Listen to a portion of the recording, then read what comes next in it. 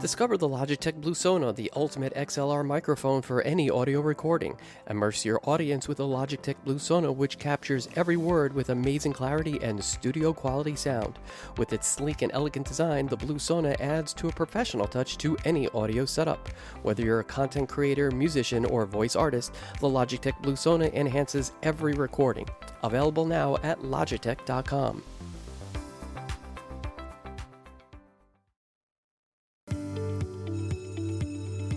Welcome to Classroom Dynamics, a teacher podcast. I'm your host, Adam Todd, and I'm thrilled to have you join me on this incredible educational journey. With over 2 decades of elementary school teaching experience, I understand the challenges that teachers face today. But not to worry, because together we'll tap into the power of motivation to create vibrant centers of learning. In each episode, we'll explore a wealth of knowledge, insights, and innovative teaching strategies that will give you the tools to take your classroom to a whole new level. From practical tips you can implement immediately to creative classroom management techniques that will make your days run smoothly, we'll leave you eager to try new things.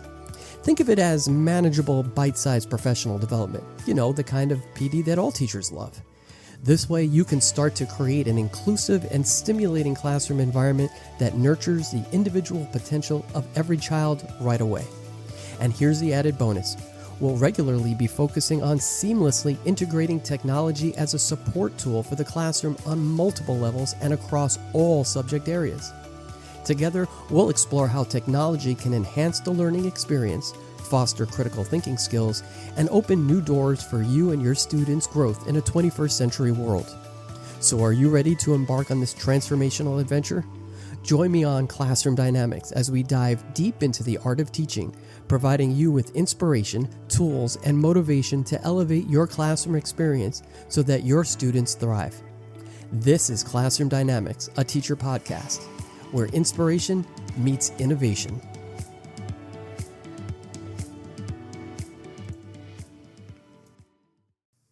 Hi, everyone, and welcome to Classroom Dynamics, a teacher podcast.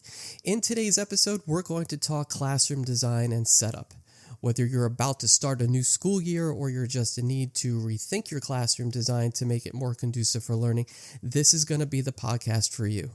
We'll also get you to self-assess whether it's time for a change by rearranging your classroom to best meet the needs for you and your students. Now, in a recent eSchool News article entitled Quieter Classroom, How Classroom Design Promotes Effective Learning, a case was made that the classroom design should address today's modern demands and create a comforting, student-centered space. And I gotta tell you, I couldn't agree more, especially when it comes to accommodating different learning styles and comfort levels. I see this in my own media center on a daily basis. Some kids like sitting on the rug with a laptop in their laps. Some like to sit on a comfortable couch and some of my comfortable seating areas. Some like the good old-fashioned sit at a desk style where they like to sit up at a desktop station at a desk physically. Some even like to just stand at the desktop stations. Some like to work quietly and alone, while others are very chatty and like that social group style way of learning. It's really all how you let the chips fall where they may and allow students to tell you what best works for them by just observing. Observing for a few days as the kids work. Just take some time to observe. They're going to tell you more through that short period of observation than any formal assessment you can throw at them. Trust me, just watch them work.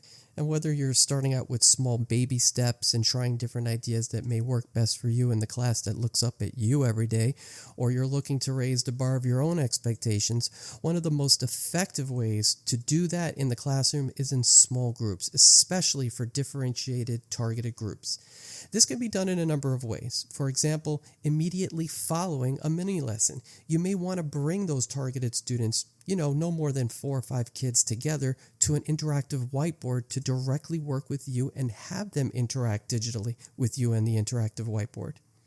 Since we know that students who have a hard time focusing for long periods of time seem to not have any attention span issues when it comes to the use of technology, this is where you're going to want to play toward their weakness, to flip it and turn it into a huge strength. Using the technology to help them see things differently can help ensure that those students who need extra attention or remediation can grasp key concepts and master the skills expected of them. You could also weave technology into small group projects to give them new life and purpose to their work. The trick here is to be creative with how you design a project that incorporates technology and meets all of the new standards, including the next generation learning standards. PowerPoints, animations, and digital sketchnoting are just a few ways to do this. Used correctly, technology even invites teachers to become more innovative with their lessons and can even help them run their classrooms more efficiently. Consider these questions when thinking about how you integrate technology into your classroom. Do you use technology in the classroom at all? If so, to what degree? Do you even feel comfortable using technology to enhance lessons? How much technology integration do you feel is even necessary? Is there a point at which technology becomes too much of a distraction in your classroom? And how can you incorporate new technology tools for teaching to make your life easier as an educator and more creative and your instruction more focused for the kids? I think we can all agree that it goes without saying that many teachers sometimes feel unsupported with regard to implementing technology into their classroom. With so many options available, some don't even know where to begin. Now, occasionally, teachers try new things and they may even be eager to do so, but the process may become so haphazard that many quit trying to infuse their lessons with technology before giving it a real solid chance. Now, with this podcast, I hope to help you tackle these three main areas of concern. Number one, how can you integrate technology effectively to create a more powerful learning environment? Number two, how can you use technology to help you with your classroom and time management? And third, but not last here, how can you manage technology itself, from connecting various tools and making them work together seamlessly to even troubleshooting and maintenance and just plain old keeping up with the speed at which technology changes? Additionally, this podcast is not just for the rookie teacher. I want to make that clear, but also for the veteran teacher who wants to meet the needs of today's tech-savvy students. And let's face it, a lot of our students today can teach us a thing or two about technology. I'm hoping that these ideas will help promote engagement and differentiation, communication, exploration, and even student-to-student collaboration, and sometimes even student-to-teacher collaboration, as a way to foster creativity and imagination on all grade levels. It's important to note that with most things these days, technology becomes obsolete rather quickly, changing faster than most of us can even keep up with. The objective here is to take in technology fully and accept your role as a 21st century teacher, not just a technology teacher, even a regular everyday classroom teacher. What is your role as a 21st century teacher? One whose conventional style of teaching with the technological eye toward change can also be ultimately morphed into a high-tech savvy hybrid educator. And of course, as time moves on, we all know that things are going to get more challenging with technology incorporation. And even if you're still not completely comfortable with technology in your classroom, your students can mostly certainly help you out.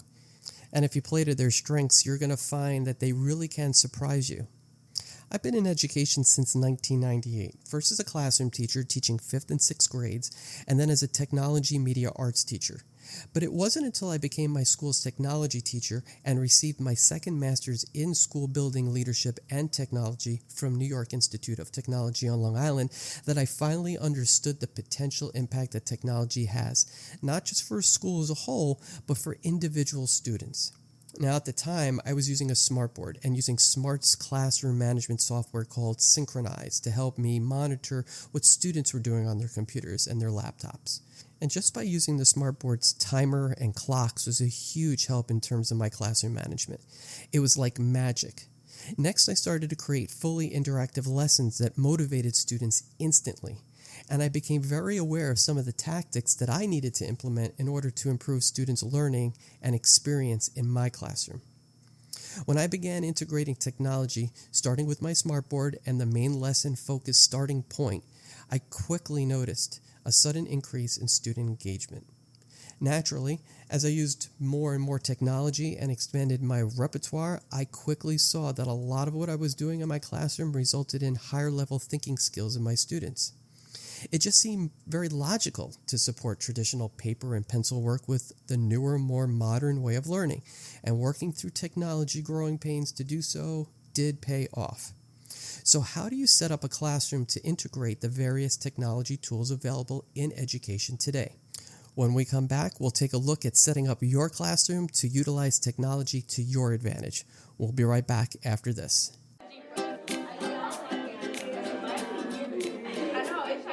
Are you a dedicated educator searching for fresh and engaging resources to inspire your students? Look no further than Highly Motivated on Teachers Pay Teachers. Discover a treasure trove of easy-to-use lesson plans, vibrant visuals, and interactive activities designed to captivate young minds and ignite their love for learning. Unlock the potential within your classroom with Highly Motivated, from differentiated lap books to test prep passages on a multitude of topics. Our wide range of materials cater to most elementary and middle school grade levels. Join the community of passionate teachers who have already transformed their classrooms. Visit Highly Motivated on Teachers Pay Teachers and get ready to inspire, motivate, and empower your students like never before. Highly Motivated on Teachers Pay Teachers, where knowledge meets inspiration. Welcome back to Classroom Dynamics. When it comes to the classroom design of your workspace, the layout directly impacts how students learn. There is no question that the starting point to everything educational, and even more specifically a 21st century classroom, design and layout makes all the difference. A 21st century classroom is even more intricate, and additional thought should go into how the classroom functions as a whole. If your classroom is rich in technology use, there are a number of things that are needed to be considered in order to organize and utilize your equipment in an effective and efficient, practical manner. To start, look at your classroom from multiple vantage points and notice where the technology is. Do you have a dedicated space for desktop stations or even a laptop cart? Do you use iPads or tablets of some sort? Where are they located, and where do students go once they're using them? These are some of the questions you have to ask yourself when creating or even recreating your classroom environment. Because after all, if you have the technology in your classroom, you're probably going to want to use it and use it effectively.